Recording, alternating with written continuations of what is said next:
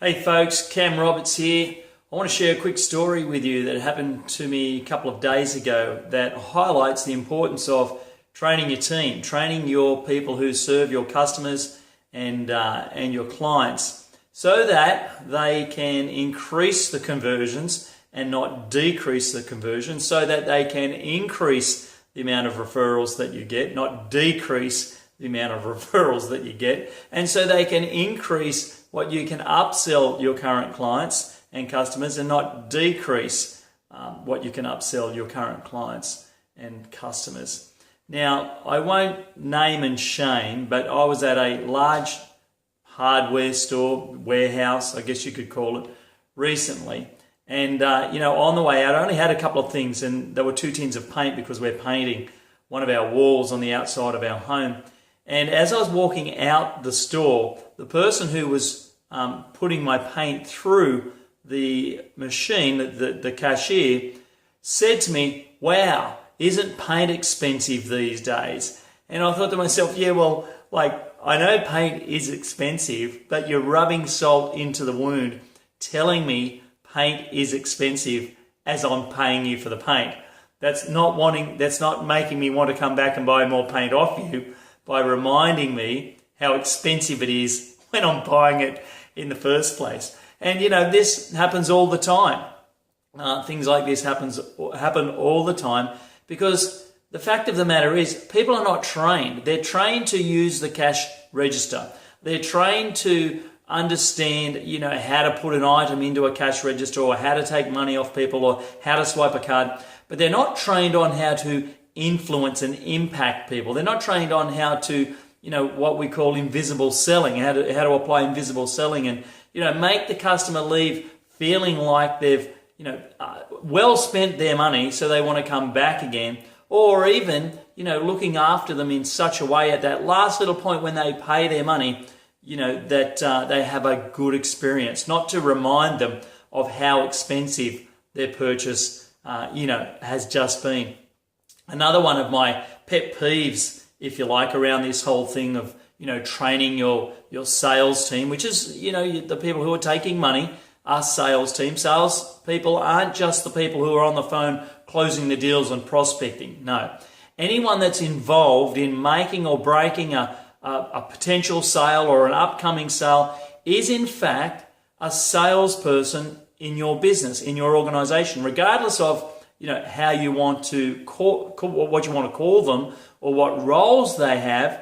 My definition of a salesperson is someone who can make or break a sale by their inactions or their actions. Okay? So someone at that point of sale, when I'm handing over the cash, when I'm handing over my card, they have the ability to make me want to come back again or not make me want to come back again by the last little things they do and say at that point. Let me share 2 other stories that will highlight this. Another story happened to me on the weekend. I took one of my sons out for dinner. We were going to a local Subway restaurant. He just loves the subs there, the chicken schnitzel subs. And as we're, ordering the subs, there's a few flies. And when I say a few, there was quite a few flies flying around where the guy's serving the subs.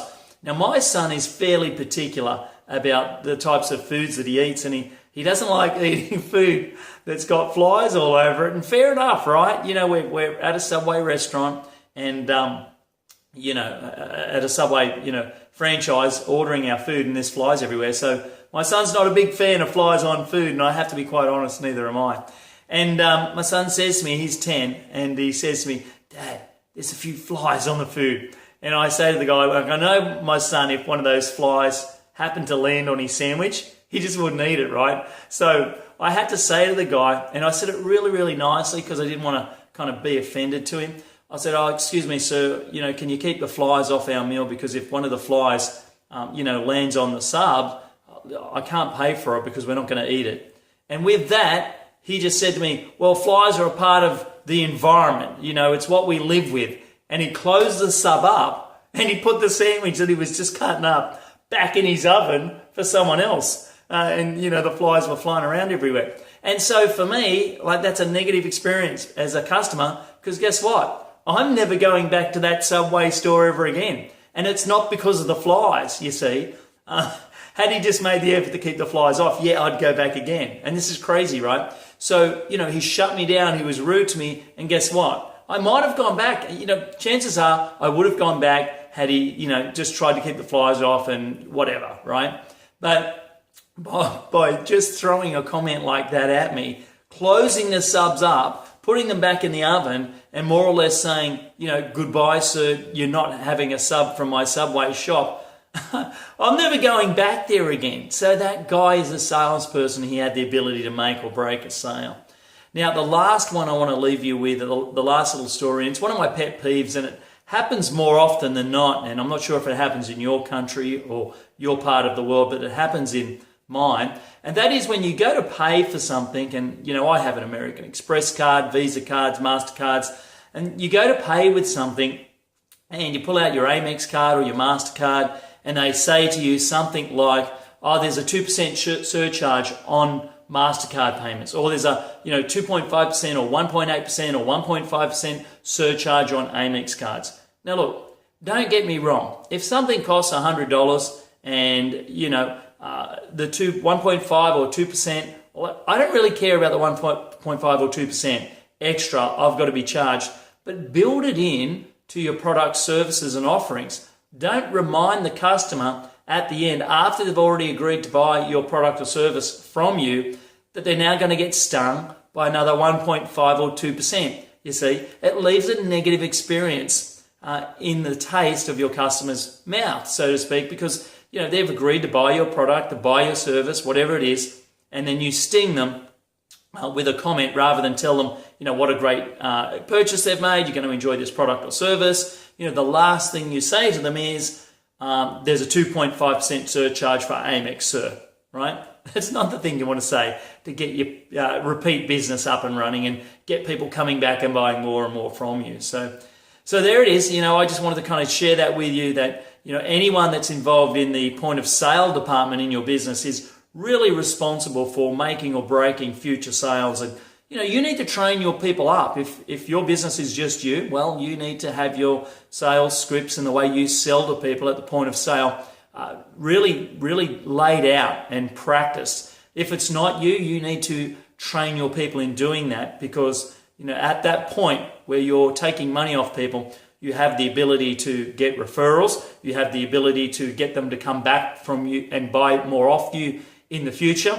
And you have the ability to most certainly upsell them any more products and services just as they're paying. Okay? So, as I said, everyone in your team has the ability to make or break a sale. All right? Okay, this is Cam Roberts signing out. Until next time, I wish you all the best with your business and sales and online marketing success.